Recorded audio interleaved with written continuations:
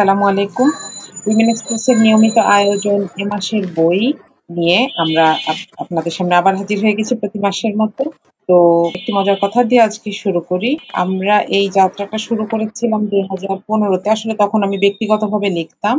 পরে আমরা গ্রুপ থেকে করি। তো সেই হিসেবে 2015 জুন থেকে করছি। এবছর সেটা 10 বছর হয়ে গেল। সবসময় যে আমরা আপডেট থাকতে পেরেছি সেটা না, কিন্তু আমাদের আহ্বানে আপনারাও অনেকে আপনাদের পড়া বইগুলো আমাদের সাথে গ্রুপে শেয়ার করেছেন এবং আমরা অনুপ্রাণিত হয়েছি।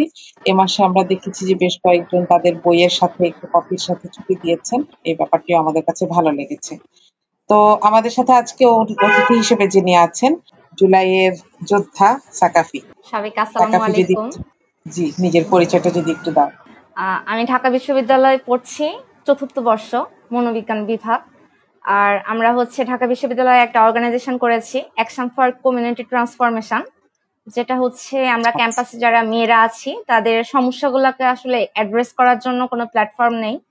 তো আমরা আমাদের মেয়েদের সমস্যাগুলো অ্যাড্রেস করার জন্য এবং সেটা সমাধানের জন্য অ্যাক্ট প্রতিষ্ঠা করেছে। ওকে, আলহামদুলিল্লাহ। আচ্ছা, তো ভালো লাগলো শুনে। আর আমরা আসলে জুলাই মাসে যেহেতু বসেছি, আমরা ভাবছিলাম যে কাকে বলা যায় যে আমাদেরকে একটু জুলাইয়ের গল্প শোনাবে। তো নাফিসার সাথে সাকাফির সাথে আসলে আমার পরিচয় এরকমই আরেকটা শো এর মাধ্যমে। তো আমার কাছে মনে হচ্ছিল যে মেয়েদের দৃষ্টিতে তো আসলে একটা বিপ্লবকে একটু অন্যরকম দেখায়, তাই না? এটা আসলে যে কোনো গ্রুপকে যদি আমি একটু আলাদা করি, তাদের মুখে এরকম শোনাবে। কিন্তু সব জায়গায় সমাজের সব স্তরে যখন মেয়েরা থাকে, তখন তাদের চোখে এইটাকে দেখতে আসলে কিরকম লাগে, সেটা অনেক সময় এত বেশি আলাদা হয় যে আমরা বাকিদের গল্পগুলার সাথে এটার মিল থাকে না, অথবা এখান থেকে একটা নতুন কিছু আমরা জানতে পারি। তো আমরা সেই গল্পগুলো শুনবো। তার আগে আমাদের একটা রুটিন কাজ একটু সেরে নিই। আমাদের সাথে এ মাসে বই নিয়ে অনেকেই আমাদের সাথে তাদের পড়া বই শেয়ার করেছেন। মাসিনা মমতাজ মারিয়া শেয়ার করেছেন। এরপর ফারজানা আহমেদ শেয়ার করেছেন। ফারজানা আপু পড়ছেন before the coffee gets old, Toshikazu কাওয়াগুচির একটা বই। এটা আসলে একটা সিরিজ ঠিক বলবো না, এটা কিছু সিকুয়েল আছে এটার। প্রত্যেকটা স্বয়ংসম্পূর্ণ বই। তো সেইটার সাথে আপু পড়ছেন। আর আমি সম্ভবত একটু একটু ট্রেস রাখি নাই এবার। আমি পড়েছিলাম 4টা বই।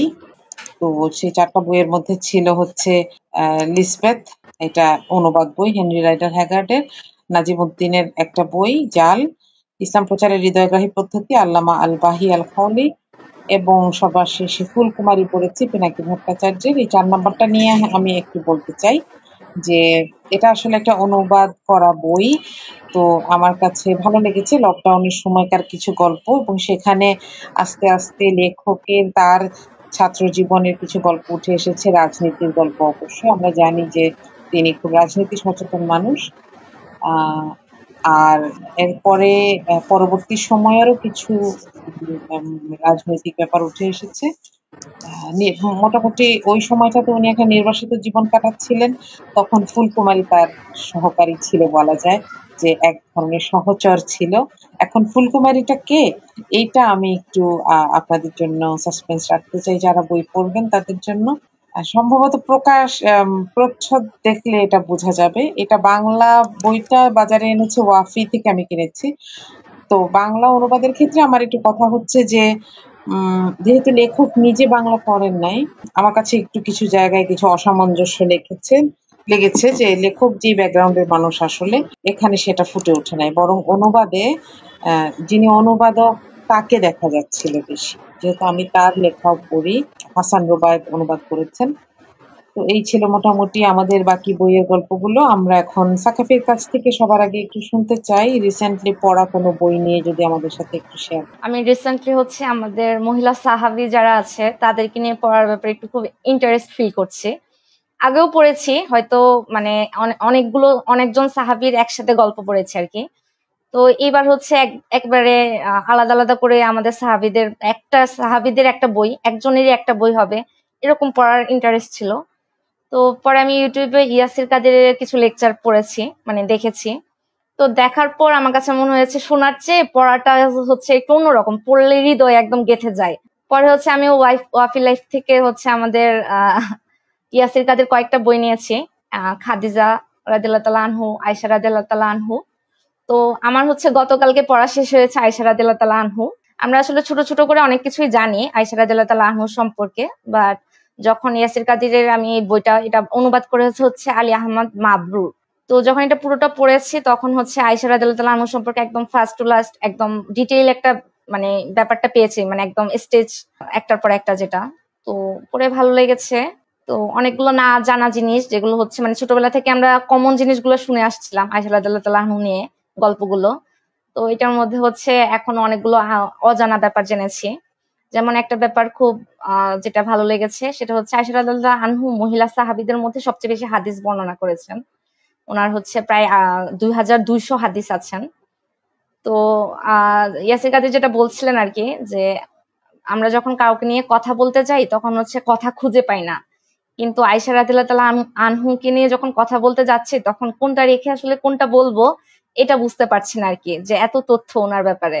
তো আরেকটা যেটা মনে হলো যে একটা জায়গায় আমি খুব রিলেট করলাম, সেটা হলো আয়েশা রাদিয়াল্লাহু তাআলা আনহু তো হচ্ছে রাসূলের হচ্ছে একমাত্র স্ত্রী ছিলেন যিনি হচ্ছে অবিবাহিত। মানে এছাড়া রাসূলের যতজন স্ত্রী ছিলেন সবাই হচ্ছেন তালাকপ্রাপ্ত ছিলেন বা হচ্ছে বিধবা ছিলেন। তো সেই জায়গা থেকে আয়েশা রাদিয়াল্লাহু আনহু অনেক অভিমানী ছিলেন। তো আমি হচ্ছে আমার ফ্যামিলি সবার ছোট, তো তো আমি হচ্ছে অনেকগুলো জায়গায় রিলেট করছিলাম যে উনি আল্লাহ রাসূলের সাথে যেভাবে অভিমান করতেন, বা হচ্ছে উনি জানতেন যে উনাকে আল্লাহ রাসূল অনেক ভালোবাসেন, তবু হচ্ছে উনি অনেক বলতেন যে আপনি আপনার অন্য স্ত্রীদের কাছে চলে যান, আজকে আমার সাথে থাকা লাগবে না। উনি খুব অভিমান নিয়ে বলতেন। তো এই জিনিসগুলো পরে অনেক ভালো লাগতেছিল। তখন হচ্ছে আল্লাহ রাসূলও হচ্ছে আল্লাহ রাসূল তো রাসূলই, কিন্তু তিনি এই যে স্ত্রীদেরকে হ্যান্ডেল করার যে ব্যাপারগুলো এগুলোতে খুবই সাধারণ, মানে একদম আমাদের আব্বুরা বা ভাইয়ারা যেরকম হ্যান্ডেল করে একদম সেরকমই মনে হচ্ছিল, যে তিনি হচ্ছে তাদের সাথে দুষ্টুমি করতেন বা তাদের রাগ ভাঙাতেন। আবার হচ্ছে আবু বকর রাদিয়াল্লাহু তাআলা আনহু একবার এসে আয়েশা রাদিয়াল্লাহু তাআলা আনহুকে মারতে চাচ্ছিলেন, যে রাসূলের সাথে কেন জোরে কথা বলছেন। তো তখন সেখানে হচ্ছে রাসূল হচ্ছে আড়ালে মানে মাঝে এসে দেয়াল হয়ে দাঁড়িয়েছিলেন। তো এই জিনিসগুলো পড়ার পর অনেক ভালো লাগতেছিল, যে মানে মনে হচ্ছিল যে আমাদের আসলে মানে এই ক্যারেক্টার গুলো পড়লে আমরা অনেক কিছু শিখতে পারি বা আমাদের লাইফটা অনেক বেশি ইজিয়ার মনে হবে। যেমন এই অভিমান গুলো কিন্তু আমাদের মধ্যেও আছে। যেমন আমার ভাইয়া হচ্ছে আমার ভাইয়ার বাবুর জন্য চকলেট আনে, আমার জন্য কেন আনে না, এটা নিয়ে আমার মন খারাপ হয়। তারপর আবার মনে হয় যে এই রাগটা আসলে মানে বেশি বেশি আমি মনে হয় একটু বেশি সেন্সিটিভ, এমন মনে হয়। বাট আয়েশা রাদিয়াল্লাহু তাআলা আনহার গল্পগুলো পড়ার পর মনে হলো মানে অভিমান না, আসলে মেয়েদের অভিমান না থাকলে মেয়ে মেয়ে লাগে না। ছোট মানুষ যত ছোট থাকে অভিমান তত বেশি থাকে, এরকম টাইপ মনে হচ্ছিল। আবার হচ্ছে যে দৌড় প্রতিযোগিতা যেটা, যে একবার প্রথমে উনি দুইবার দৌড় প্রতিযোগিতা হয়েছে রাসূলের সাথে। তো একবার হচ্ছেন উনি প্রথমবার তো রাসূল হেরে গিয়েছিলেন, জি। পরের বার আবার হচ্ছে রাসূল জিতে গিয়েছিলেন। তো এই সাথেই আমাদের এ মাসের বইয়ের আলোচনা একটু শেষ হলো। আর যেহেতু আজকে সাকিফাকে পেয়েছি, আমরা একটু ১ বছর আগের ঘটনাগুলো একটু জানতে চাইবো হয়তো, যে কিভাবে যদিও এটা আসলে প্রশ্ন করার অবকাশ রাখে না, কারণ যেই ক্যাম্পাসটা থেকে আসলে এই আন্দোলনটা শুরু হয়েছিল, কোটার আন্দোলনটা, এটা 18তেই বলি আর 24 বলি, সেই ক্যাম্পাসেই যেহেতু আছো, সেটাও একটা কারণ। কিন্তু এটাও ঠিক যে সব ছাত্রছাত্রীরা তো এখানে আসে নাই, তাই না? বিশেষ করে মেয়েরা একটু সাবধান থাকতে হয়। মেয়েদেরকে বাসা থেকেও একটু রেস্ট্রিকশন দেয় বেশি। কখন কিভাবে জুটে গেলা? যদি আমাদেরকে একটু গল্প বলো। আহ আসলে আমি হচ্ছে রাজনৈতিকভাবে কোনো দলের সাথে কখনো ছিলাম না, বাট আমি হচ্ছে ফ্যামিলি থেকে রাজনীতি নিয়ে আমাদের ফ্যামিলিতে খুব কথা হয়, আমরা ভাই বোনরা আলাপ করি বা আব্বুর সাথে খুব গল্প হতো। তো সেই দিক থেকে হচ্ছে মানে কোনো অন্যায় দেখলে একটু কথা বলা, সরব থাকা, মানে চুপ না থাকা, এই ব্যাপারটা আব্বু থেকে আমরা সবাই শিখেছিলাম। তো সেই দিক থেকে আর কি আমি রাজনৈতিক সচেতন এরকম মনে করি আমার নিজেকে। রাজনৈতিক সংশ্লিষ্টতা নেই কিন্তু রাজনৈতিক ভাবে আমি সচেতন। তো সেভাবেই হচ্ছে আমি ইন্টার থেকেই আমাদের যখন 2018-তে কোটা আন্দোলন হয়েছিল, বা হচ্ছে আরেকটা নিরাপদ সড়ক আন্দোলন হয়েছিল, এই আন্দোলনগুলোতে আমি বাসায় না জানিয়ে আমি অ্যাটেন্ড করেছিলাম। বাট সেভাবে বুঝতাম না, তখন আমি কলেজে পড়ি, ফার্স্ট ইয়ারে ছিলাম। তো এরপর হচ্ছে যখন ক্যাম্পাসে আসি 2022-এ ঢাকা ভার্সিটিতে, তখন এসে আমার অনেকগুলো ভাইয়া আপুদের সাথে পরিচয় হয় যারা হচ্ছে রাজনৈতিক ভাবে অনেক বেশি অ্যাক্টিভ ছিল তখন ক্যাম্পাসে। তো আমি প্রথম ঢাকা ভার্সিটির রাজুতে মানববন্ধন করি হচ্ছে যখন আমার ফার্স্ট ইয়ারে ক্লাস শুরু হয়নি ক্যাম্পাসে। আমাদের মেবি 20 তারিখ থেকে ক্লাস শুরু হওয়ার কথা জানুয়ারির, বাট জানুয়ারির 7-8 তারিখে আমাদের একটা ফ্রেন্ডের ওকে হচ্ছে বিজয় 71 হলে গেস্ট রুমে হচ্ছে টর্চার করা হয়। তো ওইটার এগেনস্টে আমরা হচ্ছে রাজুতে দাঁড়াই, ফার্স্ট ইয়ারের কয়েকজন স্টুডেন্ট। এরপর থেকেই হচ্ছে ফ্রিকুয়েন্টলি অনেকগুলো প্রবলেম সলভ করার জন্য ক্যাম্পাসে দাঁড়াতে হচ্ছে, রাজুতে মানববন্ধন করতে হচ্ছে। এছাড়াও ক্যাম্পাসে যেটা আমি দেখলাম যে যখন আমি ফার্স্ট ইয়ারে, তখন হচ্ছে বিভিন্ন ট্যাগ দিয়ে হচ্ছে আমাদের ভাইয়াদেরকে মারা হতো। তো ওই আমি প্রথম থেকেই ট্যাগিং কালচারের বিরুদ্ধে অবস্থান নিয়েছিলাম এবং সবসময় মনে করি যে কাউকে ট্যাগ দিয়ে মারা বা কাউকে ট্যাগ দিয়ে হচ্ছে মৃত্যু দেওয়ার মতো একটা পরিস্থিতি তৈরি করা, এটা আসলে কখনোই আমাদের জন্য উচিত হয়নি। তো সেই দিক থেকে আমি ফার্স্ট ইয়ার থেকে কথা বললাম। আর এরপর হচ্ছে 2024-এ যখন কোটা আন্দোলন শুরু হয়, তখন আসলে মানে সবসময় আন্দোলন করতে করতে আমরা সবাই আসলে একটু বিরক্তই হয়ে গেছিলাম। তো সেই দিক থেকে আমি হচ্ছে ফার্স্টের দিকে যখন কোটা মুভমেন্ট চলছিল, আমি কয়েকদিন অ্যাটেন্ড করার পর আমি হচ্ছে মানে এটার কোনো পাচ্ছিলাম না, এটা শেষ কোথায় শুরু কোথায়, এটা মানে কেমন যেন একটা হতাশ লাগতেছিল যে গভর্নমেন্ট কিছু করবে না, এরকম মনে হচ্ছিল। তো এরই মধ্যে আমাদের হচ্ছে আবার ক্লাস শুরু হচ্ছিল, ইয়ার ফাইনাল হবে, থার্ড ইয়ার ফাইনাল শুরু হবে আমাদের। তো কিছুটা ঝিমিয়ে গিয়েছিলাম। তারপর যখন 14 তারিখ আমাদেরকে রাজাকার বললো, রাজাকারের নাতিপুতি, তখন সেই দিন আর কি আবার জেগে ওঠা, আবার হচ্ছে একেবারে অ্যাক্টিভলি কাজ করা। 14 তারিখ থেকে মেইনলি আমি অ্যাক্টিভ, মানে আগে যেটা ছিলাম সেটা ঝিমিয়ে ঝিমিয়ে ছিলাম, মানে যেতাম আসতাম, কিন্তু আমার গোলটা ঠিক ছিল না যে আমি কেন যাচ্ছি। বাট 14 তারিখ আমার গোলটা ঠিক ছিল যে আমি কেন যাচ্ছি। আর 15 তারিখ থেকে তো ক্যাম্পাসে ঢাকা বিশ্ববিদ্যালয়ে প্রথম টোকাই এনে আমাদের ক্যাম্পাসে আমাদের উপর হামলা করেছে। তো ওইটা হচ্ছে মানে একেবারে ট্রমাটাইজ একটা সিচুয়েশন ছিল যে আমাদের ক্যাম্পাসে আমাদের উপর এভাবে হামলা। এবং আমরা যখন ঢাকা মেডিকেলে ফার্স্ট এড নিতে যাই, আমাদের ইমার্জেন্সির ভেতরে এসেও আমাদেরকে মারছিল, লাঠি বাঁশ এগুলা নিয়ে এসে। নার্স বা ডক্টর যারা ছিল তারা বারবার বলতেছিল যে আপনারা বের হয়ে যান, আপনারা বের হয়ে যান, আপনারা কেন আসতেছেন। তো এই জিনিসগুলো খুব ট্রমাটাইজ ছিল। আমার এখনো মনে আছে যে আমি হচ্ছে তখন নিকাব করতাম না, বাট যখন মারামারি হচ্ছিল আমি হচ্ছে ঢাকা মেডিকেলে ইমার্জেন্সি থেকে বের হতে পারছিলাম না। কারণ হচ্ছে কিছু আপু ছিল যাদেরকে হচ্ছে আমি রিক্সায় তুলে দিয়েছিলাম, বাট আমার ফেসটা একটু নোন ফেস দেখলে আমি তখন আক্তার ভাইয়ের সাথে কথা বলছিলাম, আক্তার হোসেন। তো আক্তার ভাই আমাকে বলছিল তুমি বের হো না, তুমি ভেতরে থাকো, আমি যখন বলবো তখন তুমি বের হবা। তো আমি ইমার্জেন্সির ভেতরে মাগরিব পর্যন্ত ওয়েট করছিলাম, দুপুর থেকে মাগরিব পর্যন্ত ইমার্জেন্সির ভেতরে বসে আছি, মানে কোনোভাবে বের হতে পারছি না। একটু বের হয়ে মেন রোড পর্যন্ত গেলেই কিছু ছেলে মারার জন্য তেড়ে আসে, তখন আবার ভেতরে ঢুকে আসি। পরে মাগরিবের সময় আমি আক্তার ভাইকে ফোন দিয়ে বললাম ভাইয়া আর কতক্ষণ, এইভাবে তার থাকা যায় না, আমরা বের হয়ে যাই। পরে ভাইয়া বলতেছে আমাদেরকে দেখলে তো মারবে। পরে আমি বলছি ভাই আমরা তাহলে কয়েকটা নিই, মাস্ক নিই। পরে আমি আর আক্তার ভাই মাস্ক নিয়ে আমরা হচ্ছে ঢাকা মেডিকেল থেকে বের হয়ে এসেছিলাম মাগরিবের পর। এটা হচ্ছে 15 তারিখের গল্প। আর 16 তারিখে আমরা শহীদ মিনারে আবার জড়ো হয়েছিলাম, এবং আমরা শহীদ মিনারে যখন জড়ো হয়েছি তখনই আমরা শুনেছিলাম যে আবু সাইদ মারা গেছে, উনি শহীদ হয়েছেন। তো আমার এখনো মনে আছে শহীদ মিনারের ওখানে হচ্ছে ভাইয়ারা সবাই অনেকক্ষণ চুপ করেছিলেন। মানে এই আন্দোলনটা তখন পর্যন্ত তো মানে শহীদ হওয়ার মতো কোনো আন্দোলন ছিল না, কোটা আন্দোলন, কোটা মানে আমরা কোটা সংস্কার চাচ্ছিলাম। তো যখন আবু সাইদ ভাই মারা গেল তখন হচ্ছে কয়েক মিনিট আমরা সবাই চুপ করে দাঁড়িয়েছিলাম শহীদ মিনারের সামনে। এরপরে হচ্ছে হাসনাত ভাই নাহিদ ভাইরা স্লোগান দিচ্ছিল যে আবু সাইদ কেন মারা গেল, আবু সাইদকে কেন শহীদ হতে হলো। আর 17 তারিখে যেটা হলো, 17 তারিখেটা ছিল সবচেয়ে বেশি মানে কি বলবো, মানে যুদ্ধ। আমরা তো 1971 দেখে নেই, মানে যুদ্ধক্ষেত্র মনে হয়েছিল আর কি। তো আমি যখন ক্যাম্পাসে যাচ্ছিলাম, ভেতরে ঢুকছিলাম, তখন হচ্ছে কিছু মহিলা পুলিশ হচ্ছে আমাকে ঢুকতে দিচ্ছিল না। টিএসসির সামনে আটকে দিয়েছে, আমাকে আর ভেতরে যেতে দিচ্ছিল না। আমাদের গায়েবানা জানাজা, মানে যে 16 তারিখে যখন আবু সাইদ ভাই মারা গেল, এর জন্য 17 তারিখে আমরা একটা গায়েবানা জানাজার ব্যবস্থা করেছিলাম, সেটা ছিল দুপুর 3টায়। তো আমি যখন টিএসসি তে গিয়েছি, টিএসসি থেকে আমাকে মল চত্বরের দিকে যেতে দিচ্ছিল না। পরে আমি হচ্ছে বলছিলাম যে আর মানে ক্যাম্পাসে যখন নামলাম, টিএসসি মেট্রো রেল থেকে যখন নিচে ভেতরে ঢুকলাম, তখন দেখলাম বিজিবি পুলিশ, মানে হাজার হাজার পুলিশ বিজিবি দাঁড়িয়ে আছে। সবাই হচ্ছে হাতে মানে অস্ত্র নিয়ে দাঁড়িয়ে আছে, একদম রণসজ্জা, মনে হচ্ছে এখানে এখন যুদ্ধ হবে। বাট আমার না ভয় লাগছিল না, মানে আই স্টিল, মানে সবাইকে এটা বলি আমি যে আমি এত পুলিশ বিজিবি দেখেছি কিন্তু আমার একটু ভয় লাগেনি, কারণ এটা আমার ক্যাম্পাস, মানে এখানে আর কি হবে। আমার কাছে মনে হচ্ছিল যে আমাদেরকে ভয় দেখানোর জন্য পুলিশ বিজিবি এনে দাঁড় করিয়ে রেখেছে, কিন্তু এরা তো আমাদেরকে আর কিছু করতে পারবে না। মানে আমার এটা ফিল হচ্ছিল এটাই।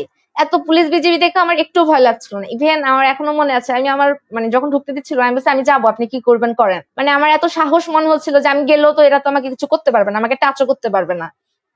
আমি সোজা হেঁটে চলে আসছিলাম।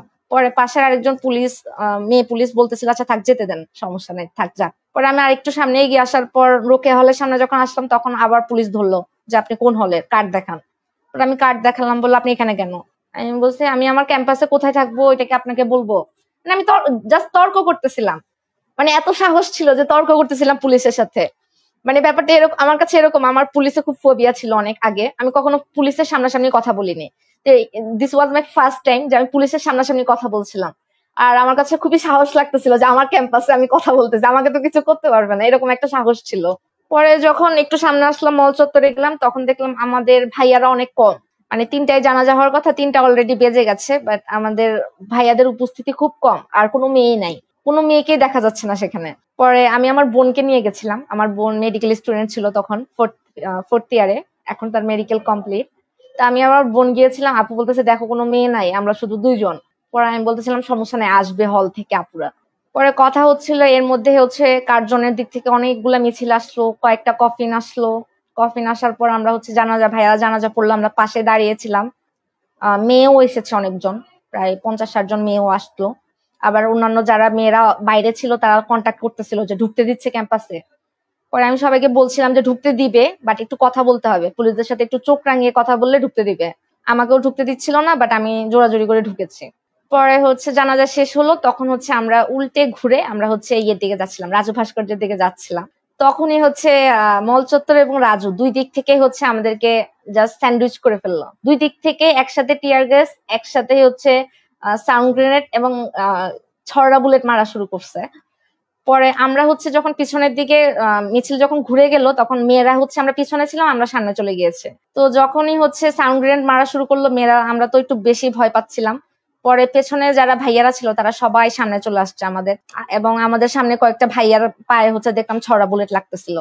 বাট আলহামদুলিল্লাহ আমাদের কোনো মেয়ের গায়ে কিছু লাগে নাই। তো আমি সবসময় একটা কথা বলি যে এই যে মানে আমরা অনেক অভিমান নিয়ে একটা কথা বলি যে আন্দোলনের সময় আমরা ছিলাম সামনে ভাইয়াদেরকে বাঁচানোর জন্য, আর আন্দোলন শেষ হয়ে গেছে, এখন আমাদেরকে ভুলে গেছে। বাট আমি একটা কথা বলি যে আন্দোলন যখন চলছিল তখনও কিন্তু ভাইয়ারা আমাদেরকে ভুলে নাই, তখনও মনে ছিল আমার, এখনো মনে আছে প্রত্যেকটা মিছিলেই কিন্তু পুলিশ যখন হামলা শুরু করে তখন কিন্তু ভাইয়ারা পেছন থেকে সবাই সামনে চলে আসে, একদম মানে আমাদেরকে সেফ এক্সিট দেয় এবং হিউম্যান চেইন করে আমাদেরকে জাস্ট মাঝখানে মিডলে রাখে, যেন আমাদের গায়ে কখনো বুলেট না লাগে বা আমাদের গায়ে যেন পুলিশের টাচ না লাগে। এবং আন্দোলনের সবচেয়ে সুন্দর একটা ব্যাপার যেটা আমি বলতে খুব মানে আনন্দ পাই, সেটা হচ্ছে এই যে জুলাই থেকে আগস্টের 5 তারিখ পর্যন্ত এতদিন আন্দোলন করেছি, বা এতদিন প্রতিদিনই আমি রাস্তায় বের হয়েছি, তো এত লম্বা মিছিল, এত বড় মিছিল, কিন্তু আমি না কখনো মানে কোনো ছেলের সাথে ধাক্কা খাইনি, বা কোনো ছেলে আমাকে ব্যাড টাচ করেনি, বা মানে কোনো আনকমফোর্টেবল কোনো সিচুয়েশন কখনো হয়নি, আলহামদুলিল্লাহ কখনো না। মানে আমার কখনোই আনকমফোর্টেবল মনে হয়নি যে আমি এত বড় একটা মিছিলে আমরা অল্প কয়েকজন মেয়ে, আবার সব ছেলে, বা ছেলেদের মাঝখানেই আমরা মেয়েরা কয়েকজন থাকতাম, কিন্তু কখনো আনকমফোর্টেবল সিচুয়েশন হয়নি। কিন্তু আন্দোলনের পর পর যখন হচ্ছে আমাদের মানে আমরা সামনের সারিতে চলে আসলাম অনেকেই, তখন আমার কাছে মনে হলো যে আমি অনেক আনকমফোর্টেবল ফিল করি, অনেক গ্যাদারিং আমি আনকমফোর্টেবল ফিল করি। আমার কাছে মনে হয় মানে অনেক ছেলে আমাদেরকে দেখতে পছন্দ করে না, সামনে চলে যেতে চায় আমাদেরকে বাদ দিয়ে। মানে বাট আন্দোলনের সময়টা আসলে এত বেশি সেফ ফিল করেছি এবং আলহামদুলিল্লাহ এত বেশি কমফোর্টেবল ফিল করেছি, এজন্যই প্রতিদিন মাঠে যাওয়াটা আমাদের জন্য সহজ ছিল। মানে একটা ট্রমা যখন আমাদের কাজ করে যে আজকে একটা খারাপ সিচুয়েশন হয়েছে আমাদের সাথে, তখন কিন্তু পরের দিন আমাদের আর আন্দোলনে যেতে ইচ্ছে করে না। বাট যখন আমরা একটা কমফোর্টেবল সিচুয়েশনের মধ্য দিয়ে যাই, তখন কিন্তু আমাদের পরের দিন রাজপথে যাওয়ার আরেকটা মানে আমরা একটা ভালো ফিল করি। তো এই জিনিসটা আমি আন্দোলনে পেয়েছি, এবং আমি মনে করি সব সব মেয়েই পেয়েছে, কোনো মেয়ে বলতে পারবে না যে আন্দোলনের সময় তারা কোনো খারাপ সিচুয়েশনে পড়েছে। তো 17 তারিখের ক্যাম্পাসের যখন হচ্ছে এভাবে ছড়া বুলেট আর টিয়ার গ্যাস মারা হয়, তখনই হচ্ছে আমরা কলাভবনের পকেট গেট, কলাভবনের মেইন গেটটা বন্ধ ছিল সেদিন, তো পকেট গেট দিয়ে আমরা কষ্ট করে ঢুকি একজন একজন করে। তো তখনই হচ্ছে প্রচুর টিয়ার গ্যাস ইনহেল করে ফেলি। আমার হচ্ছে বুক জ্বালাপালা করতেছিল, তারপরে গলা চোখ সবকিছু জ্বলতেছিল। পরে হচ্ছে আমরা মধুর ক্যান্টিনের সামনে গিয়ে আগুন জ্বালাই। আমরা কয়েকজন মেয়ে, আমরা 5-6 জন মেয়ে ছিলাম আর ভাইয়ারা ছিল কয়েকজন। পরে সেখানে হচ্ছে কিছুক্ষণ আগুনের সামনে বসে থাকি, তারপর হচ্ছে একটু নর্মাল হই। নর্মাল হওয়ার পর আমরা দেখলাম যে সেন্ট্রাল মসজিদের পাশ থেকে পুলিশ ঢুকতেছিল ক্যাম্পাসের দিকে। তখন আবার ভয় পেয়ে আমরা দৌড়ে মল চত্বরের দিকে গেলাম। পরে মল চত্বরে গিয়ে দেখি ওখানেও পুলিশ হচ্ছে প্রচুর টিয়ার গ্যাস মারার কারণে একদম অন্ধকার হয়ে গেছে, কোন দিকে যাব বুঝতে পারছিলাম না। প্রচুর হচ্ছে ছড়া বুলেট মারতেছিল। আমরা দৌড়ে হচ্ছে ছেলেদের হলপাড়ার দিকে যাচ্ছিলাম, আর তখন হচ্ছে আসরের আজান দিচ্ছিল। আমি আমার আপুকে বলতেছিলাম যে দেখো আসরের আজান দিচ্ছে আর বুলেটের শব্দ দুইটা একসাথে মিশে গেছে, এবং আমি কান্না করতেছিলাম। তখন তখন খুব ট্রমাটাইজ হয়ে গেছিলাম, মনে হচ্ছিল যে আজকে ক্যাম্পাস থেকে জীবিত বের হতে পারবো না, এরকম মনে হচ্ছিল। যদিও মানে টিয়ার গ্যাস পরে খেতে খেতে এক সময় মনে হয়েছে যে টিয়ার গ্যাস আসলে কিছুই না, টিয়ার গ্যাসে একটু মানে গলা জলে, চোখ জলে, গা জলে, বাট মারা যাব না। বাট 17 তারিখে যখন প্রথম টিয়ার গ্যাস খাই সেদিন মনে হয়েছিল মারা যাব, মানে ভয় পেয়েছিলাম। কষ্টের চেয়ে ভয়টা বেশি পেয়েছিলাম। খুব ট্রমা লেগেছিল, মনে হচ্ছিল যে নিঃশ্বাস নিতে পারবো না, দম বন্ধ হয়ে আজকে মারা যাবে, এরকম মনে হচ্ছিল। পরে মল চত্বরে টিয়ার গ্যাসে আমার খুব ইফেক্ট হলো। আমার একদম গলা বেশি জ্বলেছিল এবং আমি হলের দিকে যখন যাচ্ছিলাম আমি তখন হচ্ছে সেন্সলেস হয়ে যাই। ছেলেদের হলের সামনে আমি সেন্সলেস হয়ে যাই এবং আমার মাথায় একটা ব্যান্ড ছিল পেছনে, ওই ব্যান্ডটা ভেঙে আমার মাথায় ঢুকে যায়, মাথা কেটে যায়। পরে ওখানে হচ্ছে তখন অবশ্য মানে সিচুয়েশনটা এমন ছিল যে ব্যথা লাগতেছিল না, তখন মনে হচ্ছিল এখান থেকে বের হতে পারলেই আলহামদুলিল্লাহ, মানে মাথা কেটে গেছে না মাথা ফেটে গেছে এসব ম্যাটার করছিল না। পরে আমরা অনেকক্ষণ ছিলাম, মাগরিব পর্যন্ত আমাদের ক্যাম্পাসে বসে থেকেছি, কারণ পুলিশ হচ্ছে ঘেরাও করে ফেলতেছিল, আমাদেরকে বের হতে দিচ্ছিল না। পরে অনেক সাংবাদিক, প্রায় 10-12 জন সাংবাদিক আসে, এসে আমাদের সাথে কথা বলে যে কি হচ্ছে, সমস্যা কি। পরে আমরা বলতেছিলাম যে আমাদেরকে তো বের হতে দিচ্ছে না, মানে পুলিশ এভাবে ঘেরাও করে রেখেছে, পেছনের গেট দিয়ে আমাদের বের হতে দিচ্ছে না, সামনের গেট দিয়ে বের হতে দিচ্ছে না, আমরা কি করবো, আমাদের এখানে বসে আছি। পরে সাংবাদিকরাই সামনে গিয়ে কথা বললো যে এখানে অনেকগুলো মেয়ে আছে, আপনারা মেয়েদেরকে যেতে দেন, মেয়েদেরকে একটু সাইড দেন। পরে হচ্ছে আমরা মেয়েরা হচ্ছে সূর্য সেন হলের সামনে দিয়ে নীলক্ষেত হয়ে বের হয়েছি ক্যাম্পাস থেকে। তো আমার অনেক মন খারাপ হয়েছিল, যে মনে হচ্ছিল যে মানে আমাদের ক্যাম্পাসে তখন হচ্ছে হলপাড়ার দিকে অনেক ভাইয়ার পায়ে হচ্ছে ছোড়া বুলেট ছিল, যারা হাঁটতে পারছিল না, তারা কিন্তু ওখানে বসে আছে, বাট আমরা মেয়েরা হচ্ছে বের হয়ে যাচ্ছিলাম ক্যাম্পাস থেকে। তখন অনেক সেলফিশ মনে হয়েছে নিজেকে, যে আমরা হচ্ছে সেফলি বের হয়ে যাচ্ছি আর ভাইয়ারা বসে আছে এখানে, ভাইয়ারা কিভাবে বের হবে। পরে আমি প্রথম মনে হয় ক্যাম্পাসে কাঁদতে কাঁদতে মানে বের হয়ে এসেছি, যে আমাদের এই ক্যাম্পাসে আমার মানে বেশি হয়েছে যেটা, সেটা হচ্ছে যে প্রথম থেকে আমি খুবই আনএক্সপেক্টেডলি ফিল করছিলাম যে কিছু হবে না, মানে এটা আমার একটা মনের মধ্যে ছিল যে কিছু করবে না পুলিশ। কিন্তু যখন পুলিশ করলো তখন আমি অনেক বেশি মানে ট্রমাটাইজ হয়ে গেছি। আমি মেইনলি আসলে বেশি ভয় পেয়েছিলাম, মানে সিচুয়েশনটা এত, মানে প্রথমবারের মতো টিয়ার গ্যাস দেখে এত ভয় পেয়েছিলাম, পরে এটা রেগুলার একটা ইয়েতে চলে আসছিল। পরে যখন পুলিশ টিয়ার গ্যাস মারতো না তখন মনে হতো পুলিশ মারতেছে না কেন, মানে টিয়ার গ্যাসটাকে একটা নর্মাল সিচুয়েশন মনে হতো, যে টিয়ার গ্যাসটা খুবই নর্মাল, গোলাগুলি হইলে একটু ভয়ঙ্কর, বাট এখন টিয়ার এই গ্যাস জিনিসটা মানে মনে হয় অনেকেরই হচ্ছিল, তাই না? আমরা যখন আবু সাইদের ভিডিওটা দেখি যে ওর গায়ে আসলে গুলি লাগার পরে কিন্তু বুঝে নাই, তাই না? হ্যাঁ, একটু এটা কিন্তু ফিল করা তাকাইছে, যায় না। আবার কেমন এটা দেখি আসলে কেমন মায়া লাগছিল, যে মানে ও বিশ্বাস করতে পারে নাই যে আসলে গুলি করবে, আসল গুলি করবে। বড় জোর একটা দৌড়ানি দিতে পারে, তাই না? আমার আমার মনে হয়েছিল এটা আসলে দৌড়ানি দিবে, কিন্তু টিয়ার গ্যাস মারবে এটা মানে ভাবিই নাই, বা আমি কখনো ভিডিও দেখিনি টিয়ার গ্যাস মারলে কি করতে হয়। কারণ 16 তারিখ পর্যন্ত তো পুলিশে কোনো হামলা হয় নাই, ছাত্রলীগ মেরেছে। এবং 16 তারিখ 17 তারিখ আমরা যখন ক্যাম্পাসে গায়েবানা জানাজা হচ্ছিল, ভাইয়ারা পড়ছিল, আমরা মেয়েরা হচ্ছে চারপাশে লাঠি নিয়ে দাঁড়িয়েছিলাম, যদি ছাত্রলীগ আসে আমরা মারবো, সবার হাতে লাঠি ছিল। কিন্তু পুলিশ হামলা করবে এই জিনিসটা মানে একেবারেই আনএক্সপেক্টেড ছিল। এজন্য মানে বেশি ভাই আমি এখনো দেখেছি অনেক ভাইয়া দাঁড়িয়ে দেখতেছিল, মানে নড়তেছিল না, দাঁড়িয়ে আছে, মানে ক্যাম্পাসে টিয়ার গ্যাস ছোড়া বুলেট মারতেছে, এটা মানে অনেকে মানে অবাক হয়ে দেখতেছিল দাঁড়িয়ে দাঁড়িয়ে, না দৌড়িয়ে দাঁড়িয়ে দাঁড়িয়ে মানে পুলিশের মারা দেখতেছে অবাক হয়ে। যখন হচ্ছে আমার মানে আমার মাথা কেটে গেছে এটা আমি ফিলই করিনি, আমি যখন বাসায় আসলাম হিজাব খুললাম তখন আমি দেখতেছি ও আমার মাথায় রক্ত, মানে ক্যাম্পাসে আপু আমাকে বলেইনি যে আমার মাথা কেটে গেছে, বাট বাসায় আসার পর যখন আপু বলতেছে দেখি তোমার মাথা দেখি, পরে আমি বলি না আমার কিছু হয় নাই, আপু বলতেছে না তোমার তো মাথা কেটে গেছে, তোমার ওখানে ব্লাড বেরোচ্ছিল, বাট বলি নাই তুমি আর ভয় পাবা। পরে আমি বলতেছি আমি তো ব্যথা পাইনি, মানে আমার একটু ব্যথা লাগেনি, আমার যখন সেন্স আসছে আমার একটু মনে হয়নি যে আমার আচ্ছা, মাথা একটা কেটে যেতে কথা আমি পারে। বলবো, যে ওই যে বলছিলে না যে আন্দোলনে তো অনেক মেয়েরা ছিল, হ্যাঁ, আন্দোলনে এরকম অনেক ছেলেরাও আসলে ছিল যে যারা কিন্তু পরবর্তীতে আর কোথাও দেখছি না আমরা, তাই না? আবার মেয়েদের ব্যাপারটা একটু বেশি কেন? আন্দোলনে তো একটা কথা যে হয়তো তোমার মতন আরো আরো হাজার জন যে বাসায় কি বলে বোঝার দরকার নেই, শোনার দরকার নেই, হ্যাঁ, কিন্তু পরে যখন বাসায় গেলে এখন তো বের হওয়ার পরে আরো বেশি রেস্ট্রিকশন। হ্যাঁ, আবার আরেকটা ব্যাপার আমার মনে হয় যে আবাবিলদেরকে তো সবসময় দেখা যায় না, তাই না? বিপদে দেখা যায়। হ্যাঁ, যে এই যে সড়ক আন্দোলনের সময়ও আমার খুব মন খারাপ ছিল অনেকদিন, যখন বাচ্চাগুলাকে আমরা আসলে এখনো জানি না ওখানে কোনো ম্যাসাকার হয়েছিল কিনা, কিন্তু বাচ্চাগুলাকে কিন্তু কোণঠাসা করে ফেলা হয়েছিল এবং সেখানে বল প্রয়োগ করা হয়েছিল, সেটুকুর এভিডেন্স আছে আমাদের কাছে, বা আমরা বিভিন্ন সময় শুনেছি, দেখেছি। তো ওরা যখন নাই হয়ে গেল, আমার তখন অফিসে আসা যাওয়ার পথে পুরাটা রাস্তা দেখতাম যে ওরা নাই। আমার যে কি খারাপ লাগতো, মনে হতো আহারে ওরা যদি কই কই, ওরা মনে হয় আবাবিলের মতন ওরা চলে গেছে, ওরা আর কখনো ওদেরকে দেখবো না। হ্যাঁ, তো আমার কাছে মনে হয় যে আমরা যখন বলি যে মেয়েদেরকে আমরা এখন আর দেখতে পাচ্ছি না, এটাতে আমরা আসলে শুধু এই জুলাই আন্দোলনের কথা বলি না, এটা তো আমাদের একটা মানে জাতীয় পরিস্থিতি, তাই না?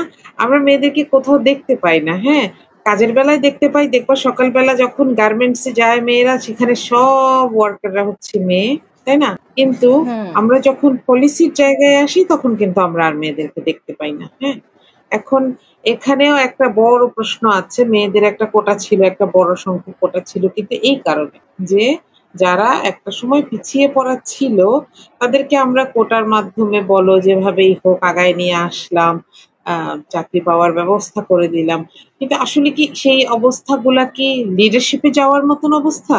আমরা কি মেয়েদের জন্য আমাদের সমাজটাকে ওইরকম নিরাপদ করতে পেরেছি যে একটা মেয়ে রাজনীতিতে আসতে কিংবা ভালো পরিস্থিতি হলেও নিজের মনের কথাটা বলতে নিরাপদ বোধ করবে?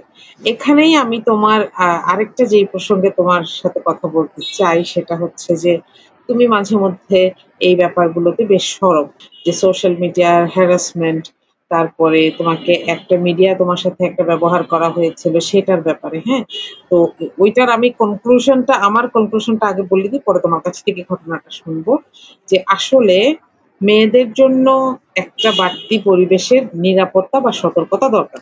যেই একই ডেলিভারি ভ্যান দিয়ে আমি একই ডেলিভারি বক্সের ভেতর দিয়ে আমি কাউকে একটা গাছ পাঠাবো, সেই একই ডেলিভারি বক্সের ভেতরে আমি তো কাউকে একটা কেক পাঠাবো না, তাই না?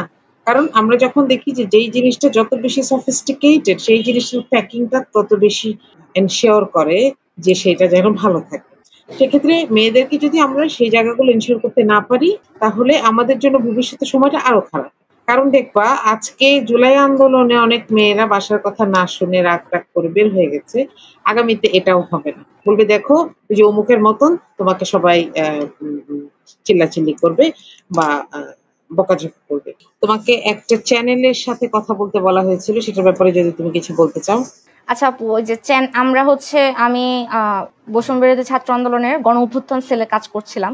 তো যেখানে হচ্ছে শহীদ এবং আহত নিয়ে কাজ করছিলাম। তো এর মধ্যে আমরা ঢাকা মেডিকেলে ৬টি লাশ পেয়েছিলাম, ৭টি লাশ যেটা একটু হচ্ছে গরম করে। দাফন হয়নি জানুয়ারিতে। তো জুলাইতে যে লাশগুলো পাওয়া গেছে সেগুলো জানুয়ারি পর্যন্ত ঢাকা মেডিকেলে ফরেন্সিক মর্গে ছিল। তো আমরা ওইটা বের করে একজন পরিবারের কাছে একটি লাশ হচ্ছে হস্তান্তর করি। এটা হচ্ছে জুলাইয়ের শহীদদের লাশ।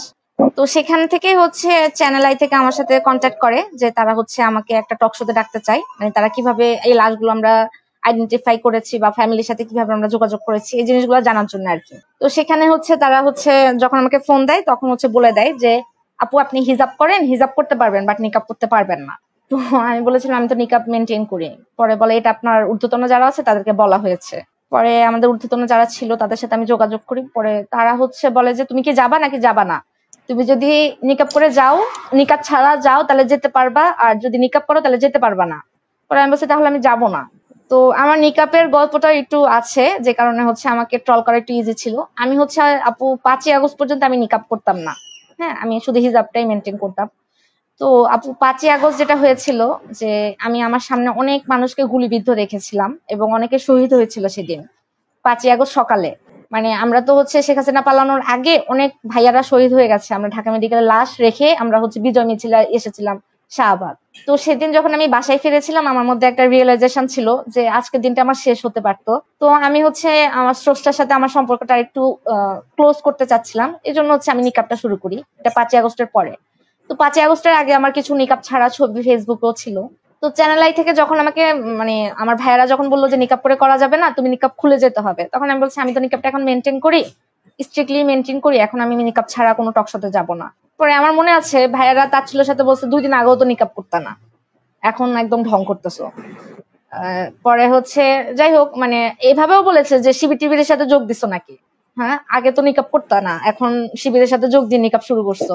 তো পরে আমি বিরক্ত হয়েছিলাম এবং ওই দিন আমি সিএমএইচ আমাদের আহত পেশেন্টদেরকে নিয়ে আমি দৌড়াদৌড়ি করতেছিলাম, যারা ঢাকার বাইরে থেকে এসেছিল ওদেরকে আমি ফ্রি ট্রিটমেন্টের ব্যবস্থা করে দিচ্ছিলাম সিএমএইচ এ। পরে ওইসব নিয়ে দৌড়াদৌড়ি করতে আমার কাছে এটা খুব বেশি ইম্পর্টেন্ট মনে হয়নি, আমি এই টকশোতে যাবো না এরকমই মনে হয়েছে। পরে টকশো থেকে চ্যানেল আই থেকে আমাকে আবার কল দিয়ে বলে আপু আপনি নিকাব খুলে কিন্তু টকশোটা করতেই পারতেন, শুধু শুধু আপনি জেদ করতেছেন, আমাকে রাগাই দিল জাস্ট। পরে আমি বলছি যে আপনার এখানে নিকাব করে টকশো করলে সমস্যা কি? বলছে না এটা আমাদের রুলসে যায় না। আমি বলি ঠিক আছে রুলসে কিভাবে যায় আমি দেখতেছি। পরে আমি ফেসবুকে একটা পোস্ট দিয়েছিলাম যে চ্যানেলে আজকে আমার টকশো করার কথা ছিল বিকেল 3টায়, বাট তারা নিকাবের জন্য আমাকে বাদ দিয়ে আমাদের বৈষম্যের অন্য 2জনকে নিচ্ছে, অন্য 2জন ছেলেকে নিচ্ছে, মেয়েকে আর নিচ্ছে না। তো এটা পোস্ট দেওয়ার প্রায় 5-6 মিনিট, জাস্ট 5-6 মিনিট, তখন কয়েকটা শেয়ার টেয়ার হচ্ছিল পোস্ট। 5-6 মিনিটের মধ্যে ওই লোকটা আবার কল দিয়ে বলে আপু আপনি নিকাব করে টকশোতে আসেন, সমস্যা নাই। পরে আমি বলছি আমি এখন যাবো না টকশোতে, আমি এখন অন্য কাজে আছি, আপনি আমাকে আর কল দিবেন না, আমি রেখে দিছি কল। এরপর সে অনেকবার কল দিছে, আমি আর কল রিসিভ করি নাই। তো আমি দেখলাম যে দুইটা দিক থেকে দুইটা ব্যাপার, আমি দুটা অ্যাঙ্গেলের ব্যাপারটা দেখলাম আর কি। সেই দিনই আমি কাজ করতে করতে আমি দেখলাম যে আমি যাদের সাথে কাজ করছি, যাদের সাথে আমি 2022 থেকে যাদের যারা আমাকে নিকাব নিয়ে কথা শোনালো তাদের সাথে কিন্তু আমি 2020-21 থেকেই কাজ করতেছি, তাদেরকে 20-21 থেকে আমি চিনি, তাদের সাথে আমার কথা হয়। তো তারা সবসময় বলেছে স্বাধীনতার কথা, তারা বলেছে ট্যাগ দিয়ে কোনো রাজনীতি করা উচিত না, তারা বলেছে যে যে যেভাবে পর্দা করতে চায় তাকে সেভাবে পর্দা করতে দেওয়া উচিত। তো এই কথাগুলো তারা বলেছে, আমি কিন্তু তাদেরকে কখনো দেখিনি এই কথা কাজগুলো করতে। কিন্তু যখন আমার ব্যাপারে কথা বলার সুযোগ পেয়েছে তারা বলতে পারতো যে আমাদের ভলান্টিয়ার কাজ করে, নিকাব করে, তাকে কেন আপনারা টকশোতে নেবে না, তারা এভাবে স্ট্রিক্টলি কিন্তু এটা হ্যান্ডেল করতে পারতো। কিন্তু তারা আমাকে বললো যে আগে নিকাব করতো না, এখন নিকাব করো, শিবিরে যোগ দিছো নাকি। তো এই ব্যাপারটা আমি যাদের সাথে এতদিন কাজ করছি তাদের সাথেও তো আমি সেফ না অ্যাকচুয়ালি, তারাও তো আমাকে আমার রাইটসটা দিচ্ছে না বা আমার স্বাধীনতাটাকে তারা বিশ্বাস করছে না। আমাদের সাথে যারা কাজ করে আমরা যদি কখনো ড্রেস আপ নিয়ে কিছু বলি, এই কাজটা যদি কোনো মেয়ের সাথে হতো, অন্য মেয়ে, তাহলে কিন্তু এটা নিয়ে অনেক ইস্যু হতো, আরো বেশি ইস্যু হতো, আমাকে নিয়ে যেটা হয়েছে এর চেয়ে বেশি হতো। এরপরে এটা নিয়ে দেখেছি সবাই কথা বলেছে, কিন্তু এটা কিন্তু কোনো সমাধান করেনি। এটা নিয়ে অনেকে পোস্ট দিয়েছে, কিন্তু এটা আলটিমেট একটা চ্যানেলের সাথে যে একটা সমাধান করবে, চ্যানেলকে যে বলবে যে কেন এই টকশোটা আবার হোক, আমাকেই ডাকুক, আবার টকশো হোক, আমি নিকাব করে এই টকশোটা করবো, এরকম কোনো সমাধান তো তারা করেনি, তাই না? এই টকশোটাই অফ করে দিয়েছে, টকশোটাই আর আমি যে একটা কোথায় যেন দেখলাম যে ওরা ক্ষমা চেয়েছে এবং তোমাকে আবার ডেকেছে, এটা কি ঠিক? তারা ক্ষমা চেয়েছে কিনা আমি ওটাও জানি না, তারা আমাকে আর ডাকেনি, ওই টকশোটাই আর হয়নি, ওই টকশোটা ক্যান্সেল হয়ে গেছে ওই শোটা, বাট ডাকেনি। বাট আমি যাদের সাথে কাজ করেছি, যারা আমার না আমি বলতে চাচ্ছিলাম যে যাদের সাথে আমি কাজ করেছি বা যারা স্ট্রং একটা মুভ নিতে পারতো তারা কিন্তু কেউ স্ট্রং মুভ নেয়নি। তো এই জায়গা থেকে কিন্তু মেয়েরা কেন আসে না, আপু যেটা বললেন আর কি যে মেয়েরা কেন কাজের সামনে আসে না, এটা কিন্তু একটা রিজন। কারণ এরপরে আপু যেটা হয়েছে যে টেলিগ্রামে আমার এআই জেনারেটেড ভিডিও পর্নোগ্রাফি ছড়ানো হয়েছে, ফেসবুকে আমার ভাই বোন মা বাবা সবার ছবি আপলোড করা হয়েছে, সবার আইডি কার্ড পরিচয়পত্রের নাম্বার সহ আপলোড করেছে, তারপরে আমার পুরো এআই দিয়ে আমার পুরো ড্রেস সরিয়ে আমার ছবি আপলোড করেছে ফেসবুকে। তো এরপরে আপনি দেখেন আমি আমি রাজপথে অনেকদিন থেকে আছি, বা আমি আল্লাহর রহমতে আমি একটা ফ্যামিলি পেয়েছি যে ফ্যামিলি আমাকে সাপোর্ট করে। তো এই এত সাপোর্টিভ একটা ফ্যামিলির পরেও কিন্তু আমার সাইকিয়াট্রিক হেল্প লেগেছে এই সিচুয়েশন থেকে ওভারকাম করতে। তো সেক্ষেত্রে আপনি যখন একটা মেয়ে যার ফ্যামিলি তাকে সাপোর্ট করছে না, যার হয়তো আমার মতো স্ট্রং মেন্টালিটি নাই, সে কিভাবে এই জিনিসটা ডিল করবে, সে কিভাবে এই সামনে আসবে? যে মেয়েটা দেখছে যে এমন একটা মেয়ের সাথে এমন হচ্ছে সেটা। এবং দেখো আমরা গত সপ্তাহে দেখলাম ডক্টর তাসনিম জারার সাথে যেটা হলো, এরপরে এর আগেও আমরা এক একজনের সাথে কিছুদিন পর পর এরকম ঘটনা দেখছি। তো এখানে আসলে আমি বলবো যে মোটা দাগে আমরা দুইটা জিনিসকে অ্যাড্রেস করতে পারি। একটা হচ্ছে যে এখন আসলে মোবাইল ফোনের কল্যাণে মতামত এমন কিছু মানুষের হাত থেকে আসে যারা আসলে নিজের বাসা তো দূরের কথা, পাড়ার চায়ের দোকানেও কথা বলার যোগ্য না। তারা দেখা যাচ্ছে একটা ফোন হাতে পেয়ে একটা মেয়েকে নিয়ে তাকে বিভিন্ন ধরনের শেমিং এর মধ্য দিয়ে নিয়ে যায়। হ্যাঁ, এটা যেরকম সত্যি, আরেকটা সত্যি হচ্ছে জাতীয়ভাবে আমরা এখনো আমাদের নারীদেরকে সম্মানের জায়গায় দেখতে রাজি না। আমরা তাদেরকে নায়িকা দেখতে পছন্দ করি, আমরা তাদেরকে প্রেজেন্টার দেখতে পছন্দ করি, আমরা তাদেরকে ফ্রন্ট ডেস্ক এন্টারটেইনার হিসেবে দেখতে পছন্দ করি, তাই না? একজন পিএস হিসেবে দেখতে পছন্দ করি, যেখানে সে কোনো ব্রেইন ওয়ার্ক করবে না কিন্তু বিউটি উইল ওয়ার্ক দেয়ার। হ্যাঁ, তার মেকআপ সেখানে কাজ করবে। আমরা বিভিন্ন শোরুমে কিংবা এই যে বিভিন্ন ব্র্যান্ডের অ্যাম্বাসেডর হিসেবে দেখতে পছন্দ করি, কিন্তু আমরা বিলবোর্ডে বড় বড় ছবি ছাপানো দেখি, জায়গায় পছন্দ করি না, তাই না? আমরা কোনো বুদ্ধিবৃত্তিক জায়গা, যাদের কথা আমাদের শুনতে হবে, যাদের কথায় আমরা একটা স্লোগান দিব কিংবা যার কথায় একটা পলিসি চেঞ্জ হবে, এটা কিন্তু তাদেরকে দেখতে পছন্দ করি না। আমি দেখি যে উপদেষ্টাদের ব্যাপারে কথা হয়, আমি কারোর পক্ষে বিপক্ষে বলছি না, কিন্তু একজন যখন মোস্তফা সরোয়ার ফারুকীকে পছন্দ করে না, সে তখন মোস্তফা সরোয়ার ফারুকীর বউকে নিয়ে বাজে কথা বলে। যে রিজওয়ানা হাসানকে পছন্দ করে না, পরিবেশ উপদেষ্টা, সে তখন রিজওয়ানা হাসান দেখতে কেমন, কিরকম শাড়ি পরে সেটা নিয়ে কথা বলে।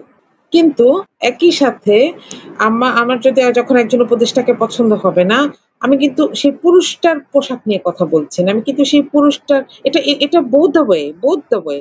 এটা নিকাব দিলেও ঝামেলা, নিকাব না দিলেও ঝামেলা। ডক্টর তাসনিম যারা আগে কিভাবে ছিলেন সেটাও ঝামেলা, এখন কেন এরকম আছে সেটাও ঝামেলা। মানে এইগুলো শুধু মেয়েদেরকে নিয়ে আবর্তিত হচ্ছে। এবং এখানে এই চর্চাকারী যারা, পরচর্চাগুলো যারা করছে, তারা তো ম্যাক্সিমাম পুরুষ, এটা আমরা দেখতেই পাচ্ছি, এবং তাদের সাথে হাতিয়ার হিসেবে কিছু মেয়েও জুড়ে যাচ্ছে। সুতরাং আমরা আসলে না, এই জায়গাটাতে আমার কাছে যেটা ফিল হয়েছে যে কোনো কন্ট্রোল নেই। মানে আমাদের যে একটা সাইবার সিকিউরিটি অ্যাক্ট আছে বা আমাদের হচ্ছে পুলিশ আছে, সাইবার যেটা আছে, মানে কোথাও কোনো অ্যাকশন নেই। যেমন আমি 2টা মামলা করেছি, কোনো অ্যাকশন নেই। এটা একটা খুবই সত্যি কথা, একটা সেল আছে আমার কিন্তু সেটা অ্যাক্সেসিবল না, এবং আমাকে ফোন দিয়ে বলছে কি করবে। আমি আমার কয়েকজন ভাইয়াকে ফোন দিয়ে বললাম যে ওরা আমাকে ফোন দিয়ে বলতেছে ওরা কি করবে। ভাইয়া বলতেছে ওরা কি করবে সেটা তোমাকে জিজ্ঞেস করতেছে। আমি বলি হ্যাঁ, ওরা বলতেছে যে আমি তো এটা জানুয়ারির কাহিনী, এখন ওরা কি করবে। মানে আমি কয়েকটা পেজ এবং কয়েকটা আইডির নামে মামলা করেছিলাম, যেগুলো হচ্ছে মানে মেইনলি হচ্ছে যেটা পর্নোগ্রাফিটা ছড়িয়েছে সেই টেলিগ্রাম চ্যানেলের বিরুদ্ধে। তো তারা আমাকে জিজ্ঞেস করতেছে যে এখন আমরা কি করব।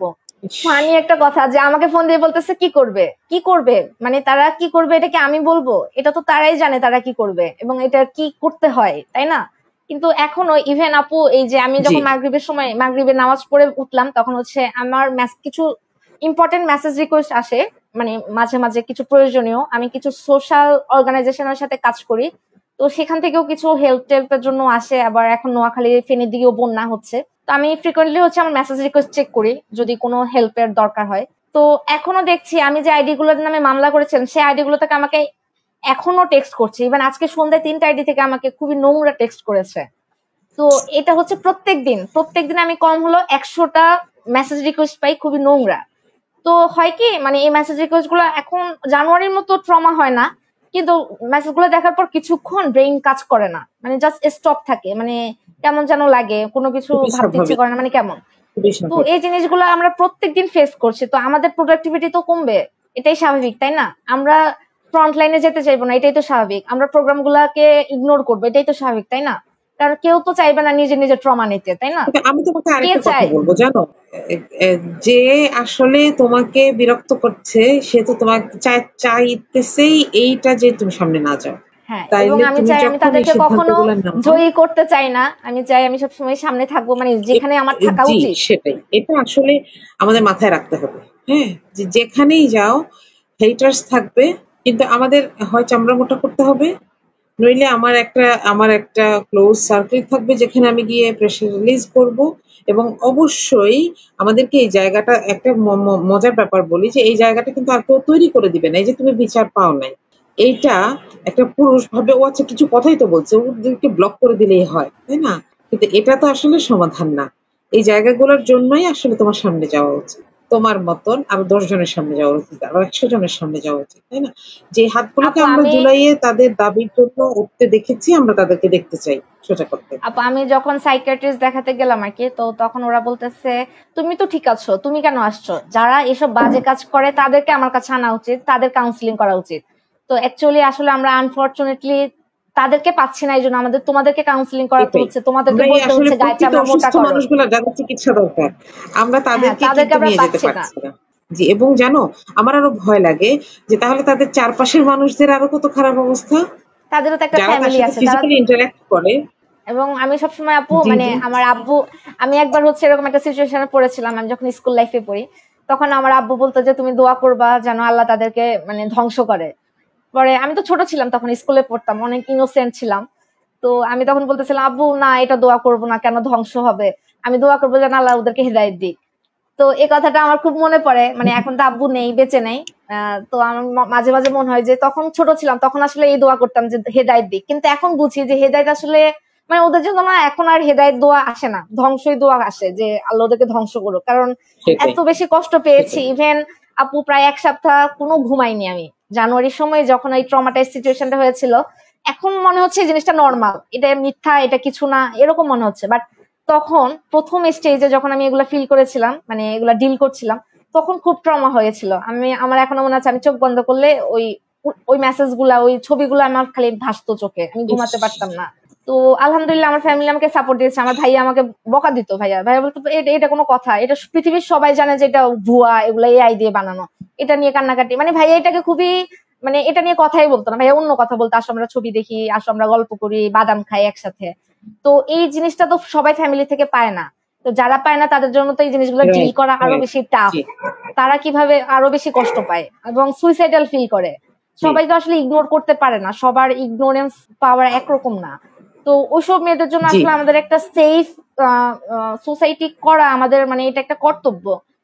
বাট কেন জানি হচ্ছে না কিছুই, মানে একটু আগায়নি আগের মতো। আগে যেরকম ফেসবুকে বুলিং ছিল, অনলাইন বুলিং বরং আরো হ্যারাসমেন্ট, খারাপ হয়েছে এখনো এই যে এআই শিখে, আরো বেড়েছে। এআই শিখে আমি বরং মানে হাতগুলো বেড়ে গেছে, তাই না? দক্ষতা বেড়ে হ্যাঁ, গেছে। কিন্তু এটা তো এটা কন্ট্রোলের সাকাফির জন্য সাথে তো কথা কোনো বলে ব্যবস্থাই নিচ্ছে না। আমরা চাই এটার কোনো একটা ব্যবস্থা হোক, যেন আমরা মেয়েরা হচ্ছে কাজ করতে পারি। জি, তো আজকে তোমার সাথে কথা বলে আমার নিজেরও অনেকগুলো টেক অ্যাওয়ে আছে। আমি একটু আমরা আমাদেরকে যারা এখন শুনছেন কিংবা পরে শুনবেন তাদের সাথে এই গল্পগুলো শেয়ার করতে চাই। সাথে সাথে আমরা হয়তো একটা উপসংহারে পৌঁছাতে পারি যে আমাদের মেয়েদের আসলে মেয়েদের সাথে দাঁড়ানো উচিত।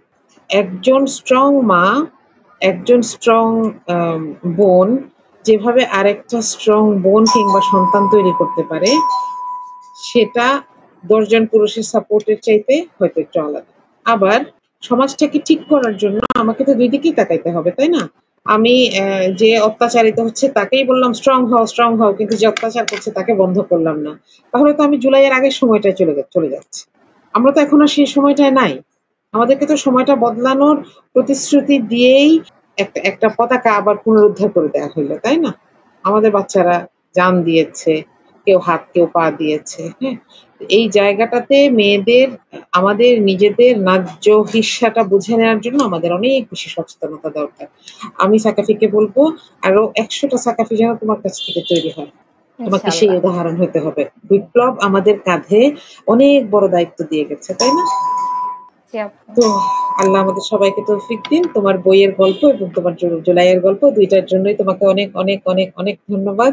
আমরা হয়তো আরো অনেক দিন গল্প করতে চাই ইনশাআল্লাহ। তো দেখা হবে। তুমি কি কোনো শেষ কথা বলতে চাও নাকি? আহ আমি একটা কথা বলে শেষ করতে চাই যে আসলে একটা জুলাই শেষ হয়ে আরেকটা জুলাইতে আমরা চলে এসেছি, 1 বছর হয়ে গেছে। বাট আমাদের ঢাকা মেডিকেলে এখনো 6টা ফরেন্সিক হিমাগারে 6টা লাশ পড়ে আছে জুলাইয়ের শহীদদের, যেটা হচ্ছে এখনো দাফন হয়নি।